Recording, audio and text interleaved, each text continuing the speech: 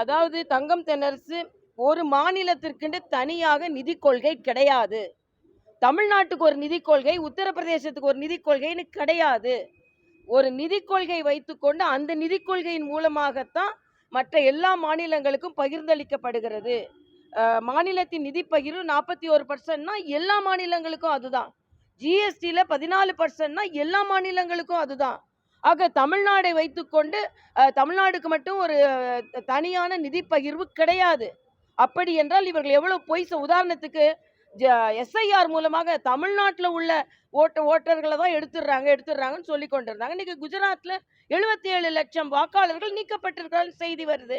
அப்ப எந்த பாகுபாடும் இல்லாமல் தானே எல்லா நிறுவனங்களும் அமைப்புகளும் நடைபெற்று கொண்டிருக்கிறது. ஆனால் நீங்க வேண்டுமென்றே அதில் நீங்கள் குற்றம் காட்டுகிறீர்கள் என்பதான் எங்களது கருத்து. அதனால இந்த இடைக்கால பட்ஜெட் மத்திய அரசிடம் குறை சொல்ல வேண்டிய எந்த அவசியமும் இல்லை. மத்திய அரசு 11 லட்சம் கோடி கட்டமைப்புக்கு மட்டுமே கொடுக்கப்பட்டிருக்கிறது. ஆனால் தமிழகம் கட்டமைப்புக்கு செலவழித்திருப்பது மிக மிக குறைவு என்பதை நான் இங்கே தெரிவித்துக் கொள்கிறேன். இன்னும் சொல்ல போனால் அவங்க கூட்டணி கட்சிகளுக்கே நம்பிக்கை இல்லை. நான் கேட்குறேன், நீங்கள் ட்ரம்ப் அடக்குனீங்களா, நீங்கள் பாகிஸ்தான் அடக்குனீங்களான்னு கேட்டுட்டு இருந்தீங்க. ஒரு மாணிக் தாக்கூர் உங்களால் அடக்க முடியல. இதான் இன்னைக்கு நடந்து கொண்டிருக்கு. மாணிக் தாக்கூர் என்ன சொல்றாரு? நான் மத்திய தலைமையோட ஆலோசனை செஞ்சுதான் சொல்லி கொண்டிருக்கிறேன் என்று சொல்கிறார். இன்னைக்கு ஒரு கூட்டணிக்கு ஒரு குழு அமைக்க முடியல உங்களால.